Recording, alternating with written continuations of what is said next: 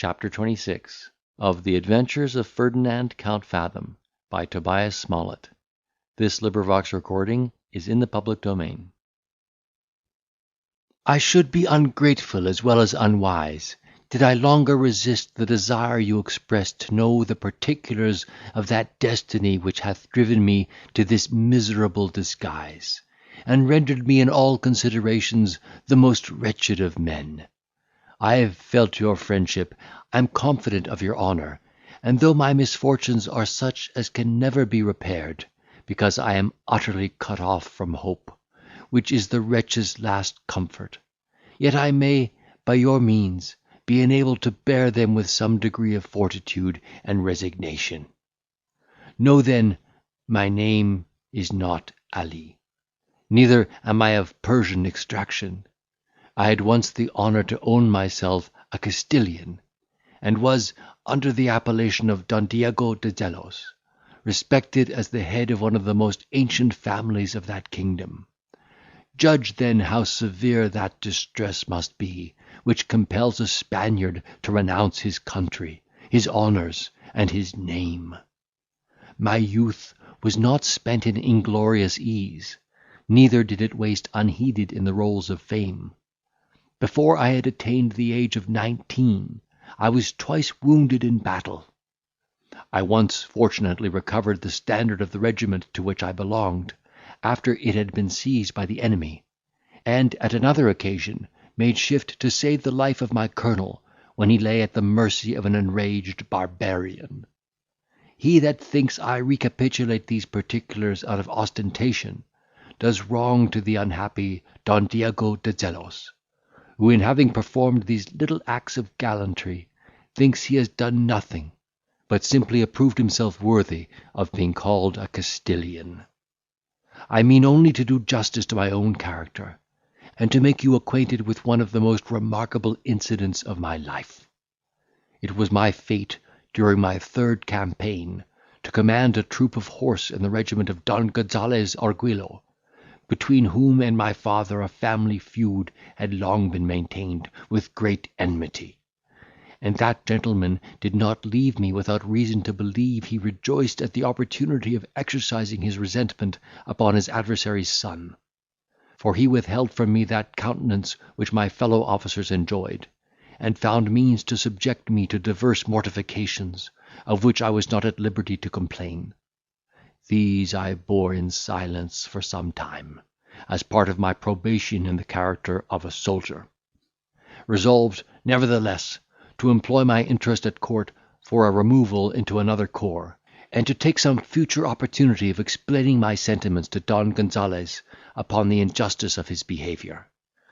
While I animated myself with these sentiments against the discouragements I underwent, and the hard duty to which I was daily exposed, it was our fate to be concerned in the battle of Saragossa, where our regiment was so severely handled by the English infantry, that it was forced to give ground with the loss of 1/2 of its officers and men.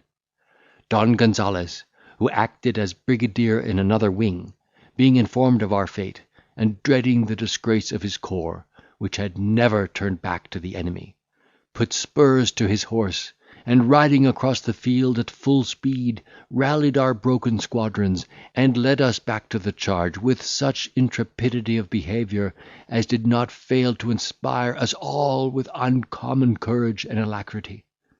For my own part, I thought myself doubly interested to distinguish my valour, not only on account of my own glory, but likewise on the supposition that, as I was acting under the eye of Gonzales, my conduct would be narrowly observed. I therefore exerted myself with unusual vigour, and as he began the attack with the remains of my troop, fought close by his side during the rest of the engagement.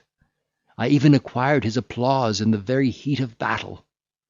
When his hat was struck off, and his horse fell under him, I accommodated and remounted him upon my own, and, having seized for my own use another that belonged to a common trooper, attended this stern commander as before, and seconded him in all his repeated efforts.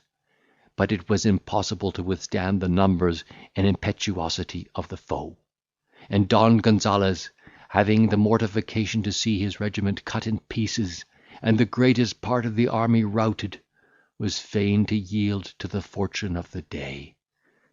Yet he retired as became a man of honour and a Castilian. That is, he marched off with the great deliberation in the rear of the Spanish troops, and frequently faced about to check the pursuit of the enemy.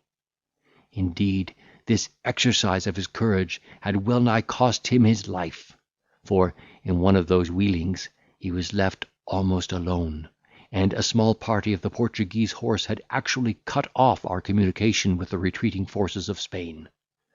In this dilemma, we had no other chance of saving our lives and liberty, than that of opening a passage sword in hand, and this was what Gonzales instantly resolved to attempt. We accordingly recommended our souls to God, and, charging the line abreast of one another, bore down all opposition, and were in a fair way of accomplishing our retreat without further danger. But the gallant Orguilo, in crossing a ditch, had the misfortune to be thrown from his horse, and was almost the same instant overtaken by one of the Portuguese dragoons, whose sword was already suspended over his head, as he lay half stunned with his fall. When I rode up, discharged a pistol in the ruffian's brain, and seating my colonel on his horse, had the good fortune to conduct him to a place of safety. Here he was provided with such accommodation as his case required, for he had been wounded in the battle, and dangerously bruised by his fall; and, when all the necessary steps were taken towards his recovery, I desired to know if he had any further commands for his service, being resolved to join the army without delay. I thought proper to communicate this question by message, because he had not spoke one word to me during our retreat, notwithstanding the good office he had received at my hands; a reserve which I attributed to his pride, and resented accordingly.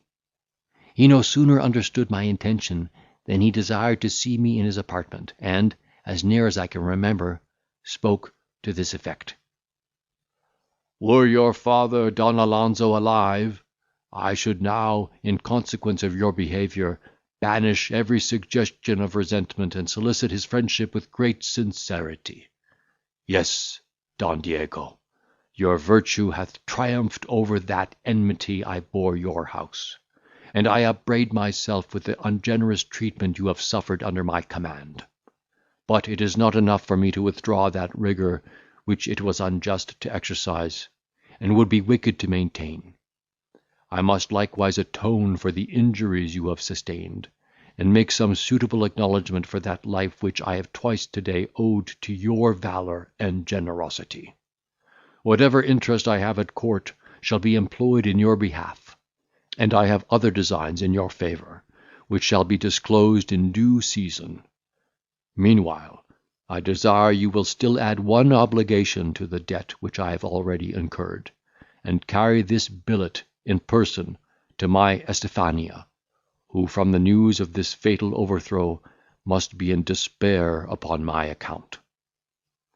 So saying, he presented a letter directed to his lady, which I received in a transport of joy, with expressions suitable to the occasion, and immediately set out for his country house, which happened to be about 30 leagues from the spot.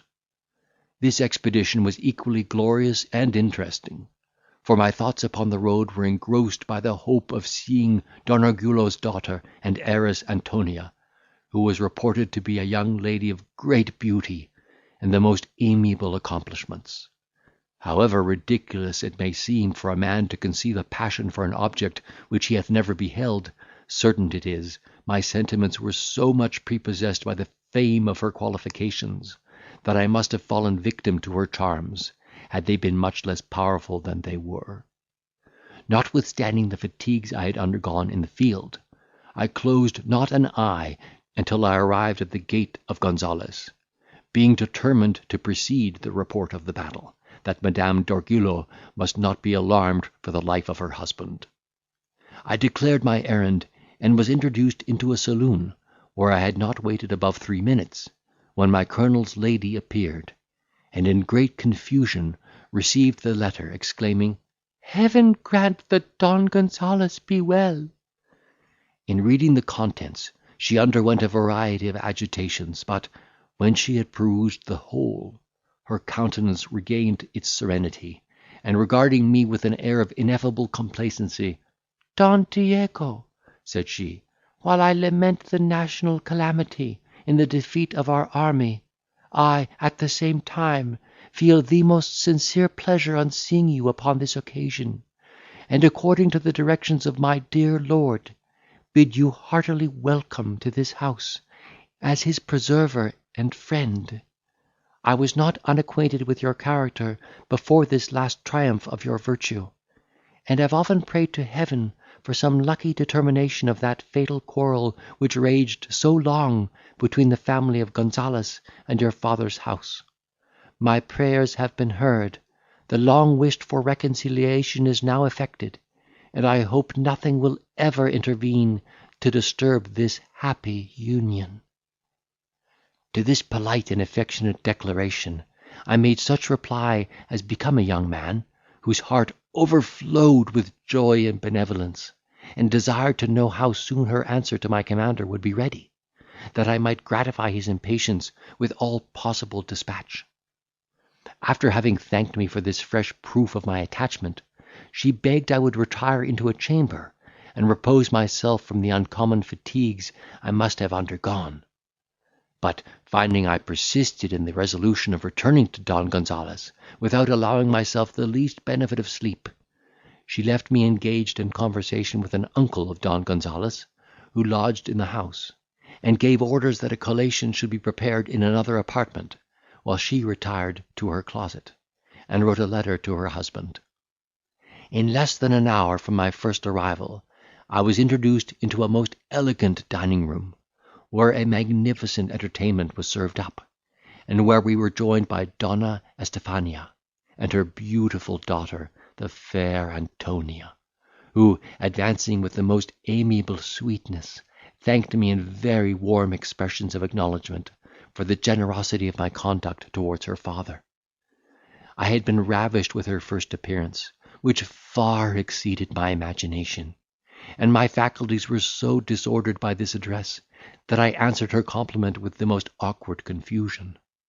But this disorder did not turn to my prejudice in the opinion of that lovely creature, who has often told me in the sequel that she gave herself credit for that perplexity in my behaviour, and that I never appeared more worthy of her regard and affection than at that juncture, when my dress was discomposed, and my whole person disfigured by the toils and duty of the preceding day.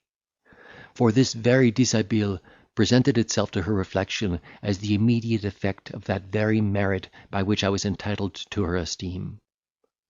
Wretch that I am, to survive the loss of such an excellent woman, endeared to my remembrance by the most tender offices of wedlock, happily exercised for the space of 25 years. Forgive these tears, they are not the drops of weakness, but remorse. Not to trouble you with idle particulars, suffice it is to say, I was favoured with such marks of distinction by Madame d'Orgullo, that she thought it incumbent upon her to let me know that she had not overreacted her hospitality, and while we sat at table, accosted me in these words: "You will not be surprised, Don Diego, at my expressions of regard, which I own are unusual from a Spanish lady to a young cavalier like you, when I communicate the contents of this letter from Don Gonzales." So saying, she put the billet into my hand, and I read these words, or words to this effect: "Amiable Estefania, you will understand that I am as well as a person can possibly be who hath this day lived to see the army of his king defeated. If you would know the particulars of this unfortunate action, your curiosity will be gratified by the bearer, Don Diego de Zelos, to whose virtue and bravery I am twice indebted for my life. I therefore desire you will receive him with that respect and gratitude which you shall think due for such an obligation, and in entertaining him, dismiss that reserve which often disgraces the Spanish hospitality. In a word, let your own virtue and beneficence conduct you upon this occasion, and let my Antonia's behaviours be joined with your own in doing honour to the preserver of her father. Adieu." Such a testimonial could not fail of being very agreeable to a young soldier, who by this time had begun to indulge the transporting hope of being happy in the arms of the adorable Antonia. I professed myself extremely happy in having met with an opportunity of acquiring such a degree of my colonel's esteem, entertained them with a detail of his personal prowess in the battle, and answered all their questions with that moderation which every man ought to preserve in speaking of his own behaviour. Our repast being ended, I took my leave of the ladies, and at parting received a letter from Donna Estifania to her husband, together with a ring of great value, which she begged I would accept, as a token of her esteem. Thus loaded with honour and caresses, I set out on my return for the quarters of Don Gonzales, who could scarce credit his own eyes when I delivered his lady's billet, for he thought it impossible to perform such a journey in so short a time. When he had glanced over the paper, "Don Diego," said he, "by your short stay, one would imagine you had met with indifferent reception at my house. I hope Estifania has not been deficient in her duty." I answered this question by assuring him my entertainment had been so agreeable in all respects, that nothing but my duty to him could have induced me to give it up so soon. He then turned the conversation upon Antonia, and hinted his intention of giving her in marriage to a young cavalier, for whom he had a particular friendship. I was so much affected by this insinuation, which seemed at once to blast all my hopes of love and happiness, that the blood forsook my face. I was seized with a universal trepidation, and even obliged to retire, on pretence of being suddenly taken ill. Though Gonzales seemed to impute this disorder to fatigue and want of rest, he in his heart ascribed it to the true cause, and, after having sounded my sentiments to his own satisfaction, blessed me with a declaration importing that I was the person upon whom he had pitched for a son-in-law. I will not trouble you with a repetition of what passed on this interesting occasion, but proceed to observe that his intention in my favour was far from being disagreeable to his lady, and that, in a little time, I had the good fortune to espouse the charming Antonia, who submitted to the will of her father without reluctance. Soon after this happy event, I was by the influence of Don Gonzales joined to my own interest, promoted to the command of a regiment, and served with honour during the remaining part of the war. After the treaty of Utrecht, I was employed in reducing the Catalans to their allegiance, and, in an action with those obstinate rebels, had the misfortune to lose my father-in-law, who by that time was preferred to the rank of a major general. The virtuous Estifania did not long survive this melancholy accident, and the loss of these indulgent parents made such a deep impression upon the tender heart of my Antonia, that I took the first opportunity of removing her from a place in which every object served to cherish her grief, to a pleasant villa near the city of Seville, which I purchased on account of its agreeable situation.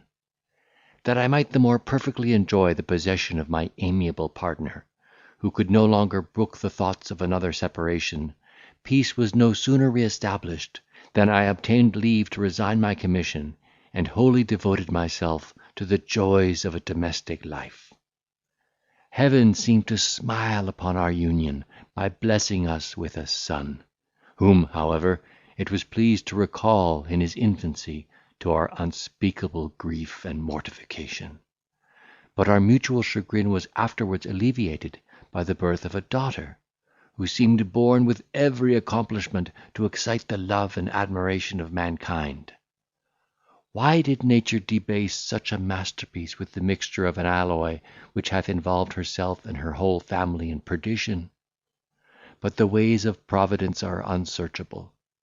She hath paid the debt of her degeneracy. Peace be with her soul. The honour of my family is vindicated, though by a sacrifice which hath robbed me of everything else that is valuable in life, and ruined my peace past all redemption.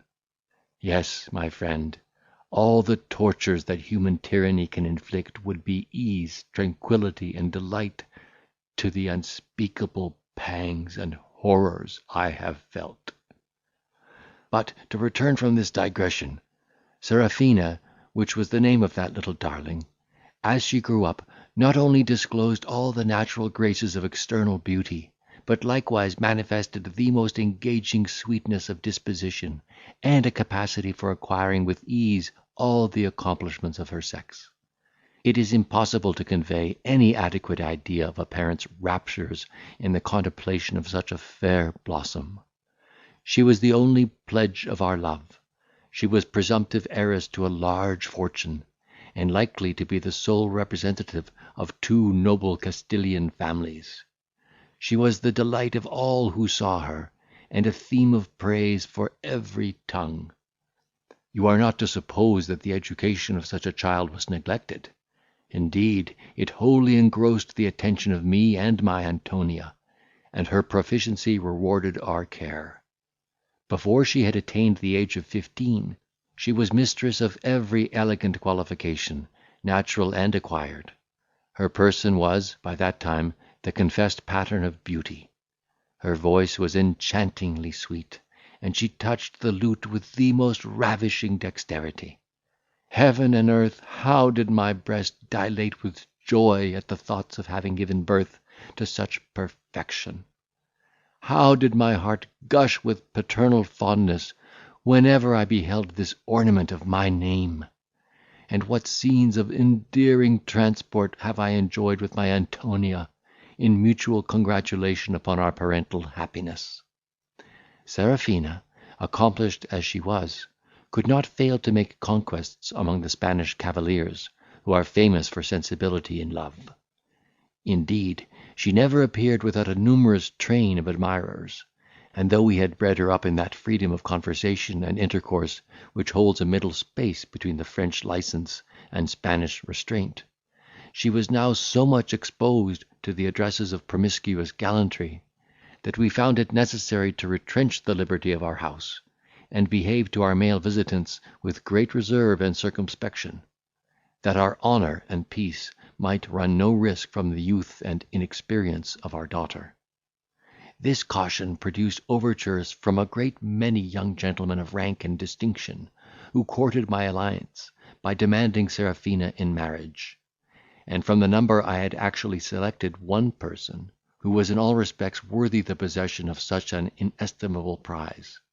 His name was Don Manuel de Mendoza.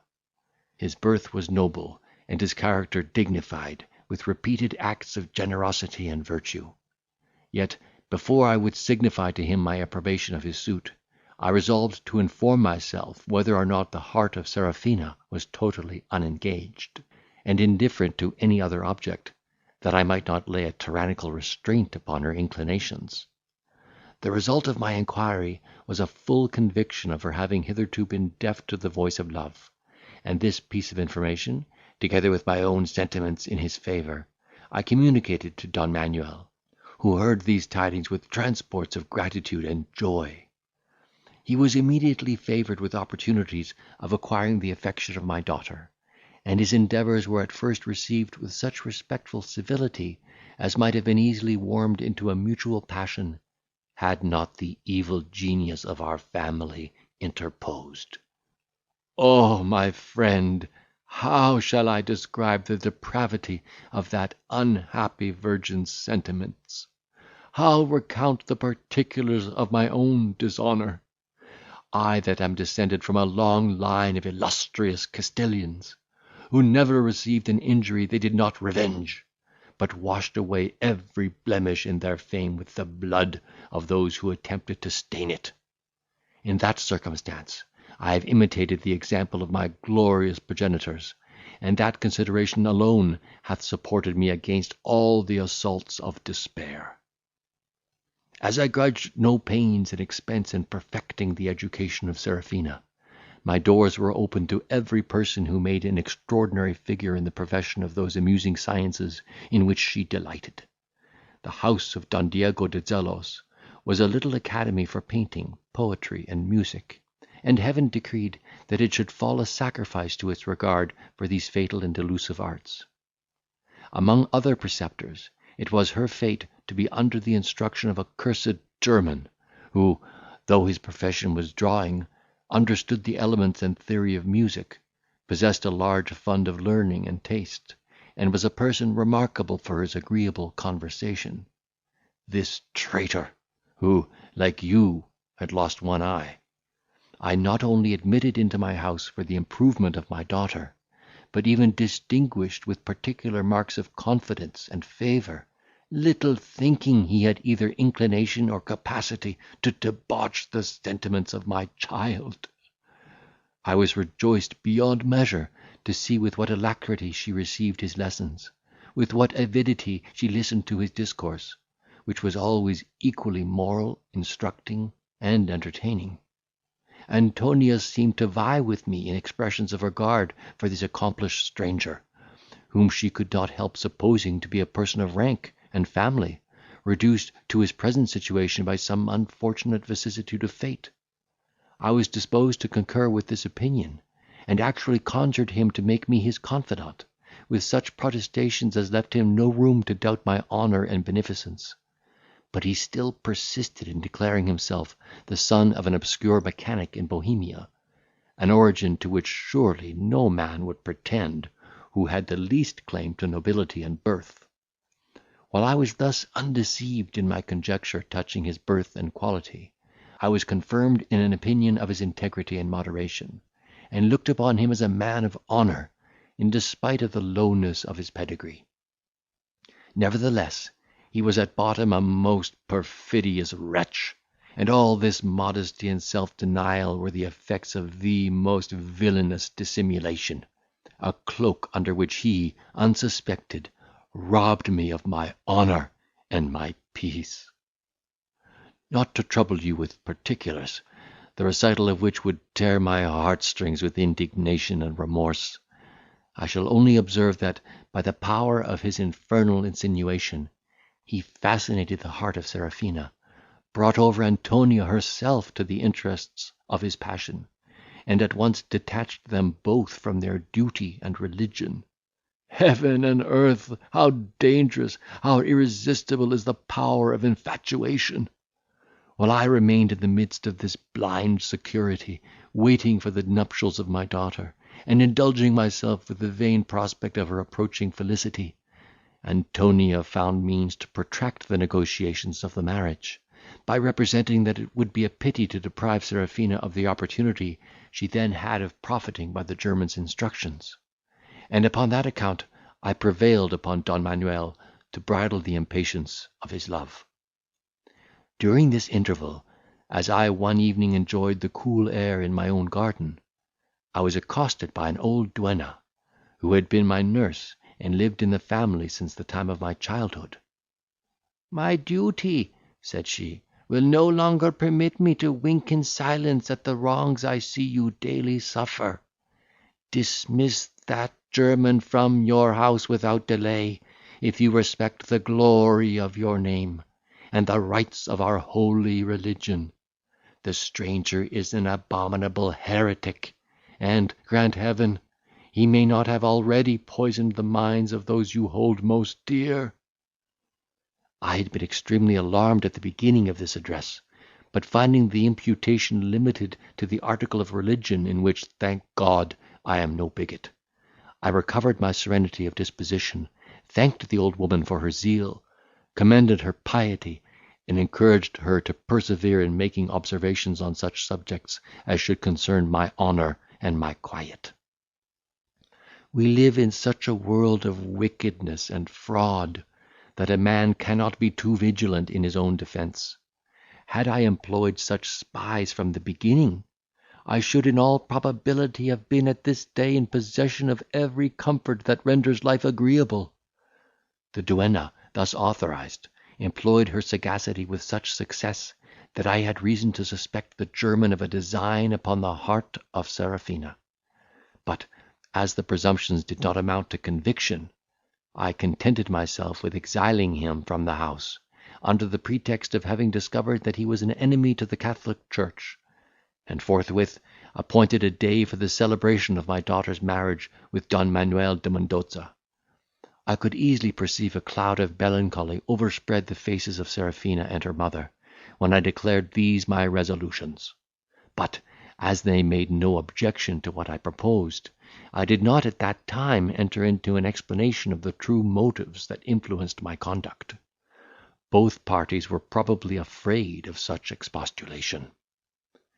Meanwhile, preparations were made for the espousals of Serafina, and, notwithstanding the anxiety I had undergone on account of her connection with the German, I began to think that her duty, her glory, had triumphed over all such low-born considerations, if ever they had been entertained, because she, and even Antonia, seemed to expect the ceremony with resignation, though the features of both still retained evident marks of concern, which I willingly imputed to the mutual prospect of their separation.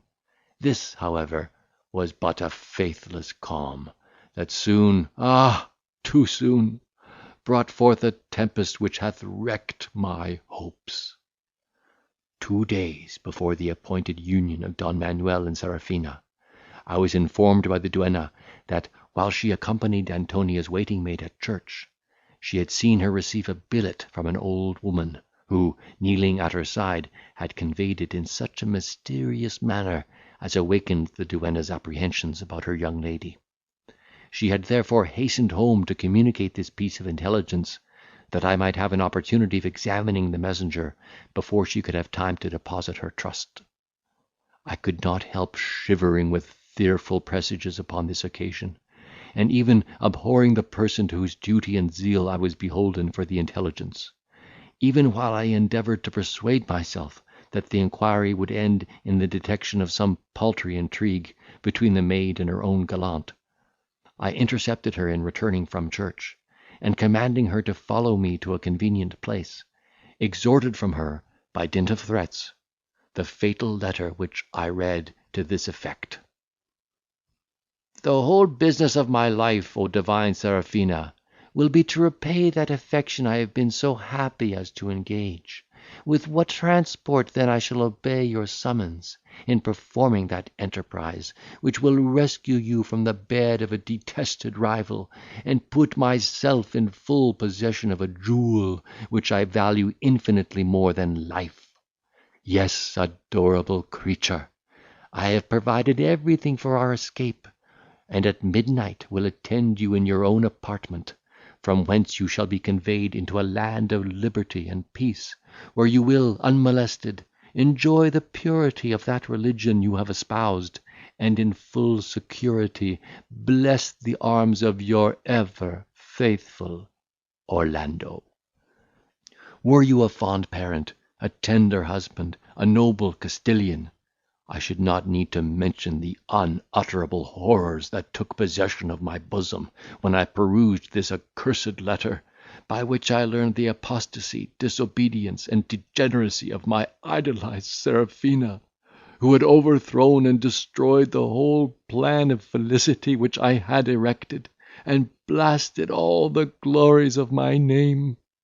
And when the wretched messenger, terrified by my menaces and agitation, confessed that Antonia herself was privy to the guilt of her daughter, whom she had solemnly betrothed to that vile German, in the sight of Heaven, and that by her connivance this plebeian intended that very night to bereave me of my child, I was for some moments stupefied with grief and amazement, that gave way to an ecstasy of rage, which had well nigh terminated in despair and distraction.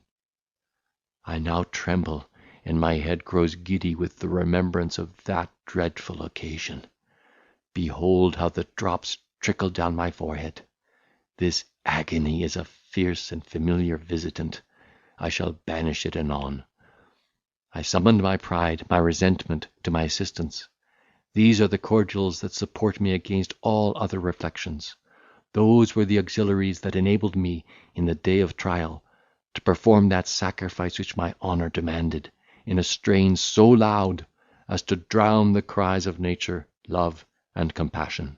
Yes, they espoused that glory which humanity would have betrayed, and my revenge was noble, though unnatural.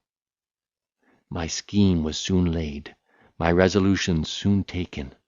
I privately confined the wretch who had been the industrious slave of this infamous conspiracy, that she might take no step to frustrate or interrupt the execution of my design.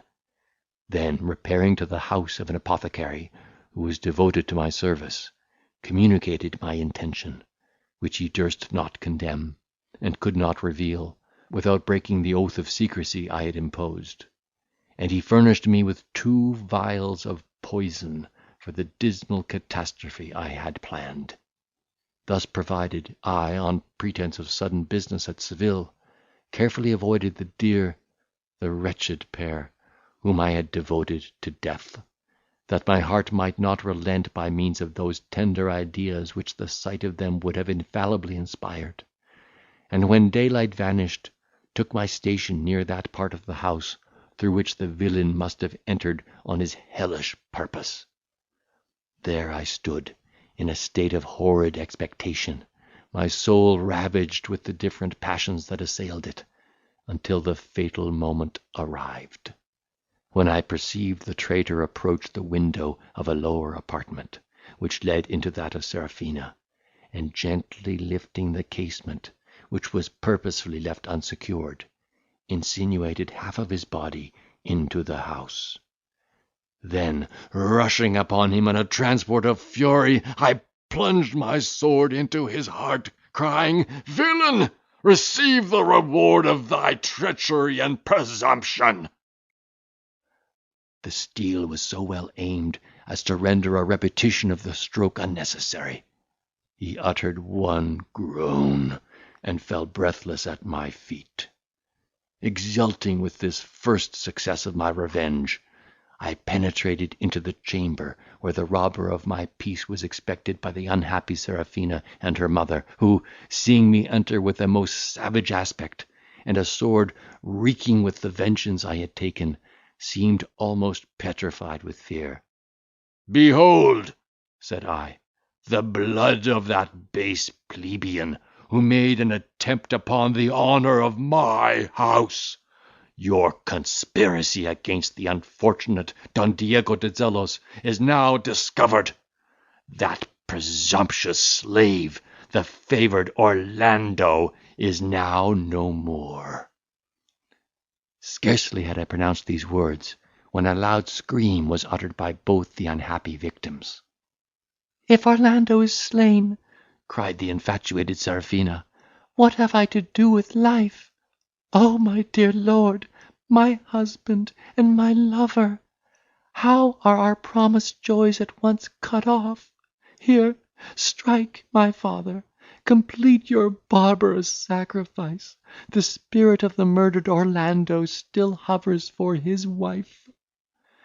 These frantic exclamations, in which she was joined by Antonia, kept up the fury of my resentment, which by meekness and submission might have been weakened and rendered ineffectual.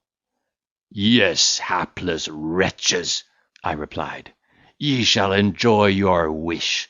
The honour of my name requires that both shall die. Yet I will not mangle the breast of Antonia, on which I have so often reposed. I will not shed the blood of Zelos, nor disfigure the beauteous form of Serafina, on which I have so often gazed with wonder and unspeakable delight. Here is an elixir, to which I trust the consummation of my revenge." So saying, I emptied the vials into separate cups, and, presenting one in each hand, the miserable, the fair offenders instantly received the destined draughts, which they drank without hesitation. Then, praying to heaven for the wretched Don Diego, sunk upon the same couch, and expired without a groan. Oh, well-contrived beverage! Oh, happy composition, by which all the miseries of life are so easily cured! Such was the fate of Antonia and Serafina. These hands were the instruments that deprived them of life. These eyes beheld them the richest prize that death had ever won. Powers supreme! Does Don Diego live to make this recapitulation? I have done my duty, but I am haunted by the furies of remorse. I am tortured with the incessant stings of remembrance and regret. Even now, the images of my wife and daughter present themselves to my imagination. All the scenes of happiness I have enjoyed as a lover, a husband, and parent, all the endearing hopes I have cherished, now pass in a review before me, embittering the circumstances of my inexpressible woe, and I consider myself as a solitary outcast from all the comforts of society. But enough of these unmanly complaints. The yearnings of nature are too importunate. Having completed my vengeance, I retired into my closet, and furnishing myself with some ready money and jewels of considerable value, I went into the stable, saddled my favourite steed, which I instantly mounted, and, before the tumults of my breast subsided, found myself at the town of St. Lucar.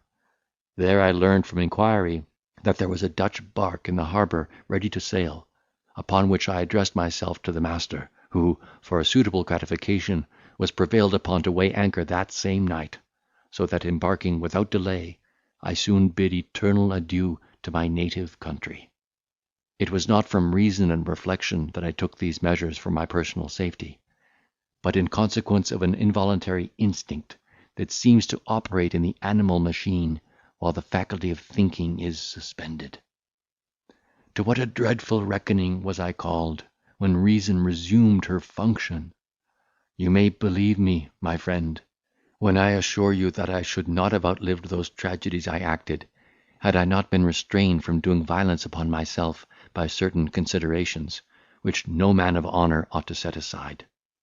I could not bear the thought of falling ingloriously by the hand of an executioner, and entailing disgrace upon a family that knew no stain; and I was deterred from putting an end to my own misery by the apprehension of posthumous censure, which would have represented me as a desponding wretch, utterly destitute of that patience, fortitude, and resignation which are the characteristics of a true Castilian. I was also influenced by religious motives, that suggested to me the necessity of living to atone, by my sufferings and sorrow, for the guilt I had incurred in complying with a savage punctilio, which is, I fear, displeasing in the sight of heaven. These were the reasons that opposed my entrance into that peaceful harbour which death presented to my view; and they were soon reinforced by another principle that sanctioned my determination to continue at the servile oar of life. In consequence of unfavourable winds, our vessel for some days made small progress in her voyage to Holland, and near the coast of Galicia we were joined by an English ship from Vigo, the master of which gave us to understand, that before he set sail, a courier had arrived from Madrid at that place, with orders of the corregidor to prevent the escape of any native Spaniard by sea from any port within his district, and to use his utmost endeavours to apprehend the person of Don Diego de Zelos, who was suspected of treasonable practices against the state. Such an order, with a minute description of my person, was at the same time dispatched to all the seaports and frontier places in Spain. You may easily suppose how I, who was already overwhelmed with distress, could bear this aggravation of misfortune and disgrace. I, who had always maintained the reputation of loyalty, which was acquired at the hazard of my life and the expense of my blood. To deal candidly, I must own that this intelligence roused me from a lethargy of grief which had begun to overpower my faculties. I immediately imputed this dishonourable charge to the evil offices of some villain who had basely taken the advantage of my deplorable situation, and I was inflamed, inspirited with the desire of vindicating my fame and revenging the injury. Thus animated, I resolved to disguise myself effectually from the observation of those spies which every nation finds its account in employing in foreign countries. I purchased this habit from the Dutch navigator, in whose house I kept myself concealed, after our arrival in Amsterdam, until my beard was grown to a significant length to favour my design, and then appeared as a Persian dealer in jewels. As I could gain no satisfactory information touching myself in this country, had no purpose to pursue, and was extremely miserable among a people who, being mercenary and unsocial, were very ill adapted to alleviate the horrors of my condition, I gratified my landlord for his important services with the best part of my effects; and having, by his means, procured a certificate from the magistracy, repaired to Rotterdam, from whence I set out in a travelling carriage for Antwerp, on my way to this capital, hoping, with a succession of different objects, to mitigate the anguish of my mind, and by the most industrious inquiry, to learn such particulars of that false impeachment as would enable me to take measures for my own justification, as well as for projecting a plan of revenge against the vile perfidious author. This, I imagined, would be no difficult task, considering the friendship and intercourse subsisting between the Spanish and French nations, and the communicative disposition for which the Parisians are renowned. But I have found myself egregiously deceived in my expectation. The officers of police in this city are so inquisitive and vigilant, that the most minute action of a stranger is scrutinised with great severity; and although the inhabitants are very frank in discoursing on indifferent subjects, they are at the same time extremely cautious in avoiding all conversation that turns upon state occurrences and maxims of government. In a word, the peculiarity of my appearance subjects me so much to particular observation, that I have hitherto thought proper to devour my griefs in silence, and even to bear the want of almost every convenience, rather than hazard a premature discovery, by offering my jewels to sale. In this emergency, I have been so far fortunate as to become acquainted with you, whom I look upon as a man of honour and humanity. Indeed, I was at first sight prepossessed in your favour, for, notwithstanding the mistakes which men daily commit in judging from appearances, there is something in the physiognomy of a stranger from which one cannot help forming an opinion of his character and disposition. For once my penetration hath not failed me. Your behaviour justifies my decision. You have treated me with that sympathy and respect which none but the generous will pay to the unfortunate. I have trusted you accordingly. I have put my life, my honour, in your power, and I must beg leave to depend upon your friendship, for obtaining that satisfaction for which alone I seek to live. Your employment engages you in the gay world. You daily mingle with the societies of men. The domestics of the Spanish ambassador will not shun your acquaintance. You may frequent the coffee houses to which they resort, and in the course of these occasions, unsuspected, inform yourself of that mysterious charge which lies heavy on the fame of the unfortunate Don Diego. I must likewise implore your assistance in converting my jewels into money, that I may breathe independent of man, until heaven shall permit me to finish this weary pilgrimage of life. End of chapter 26.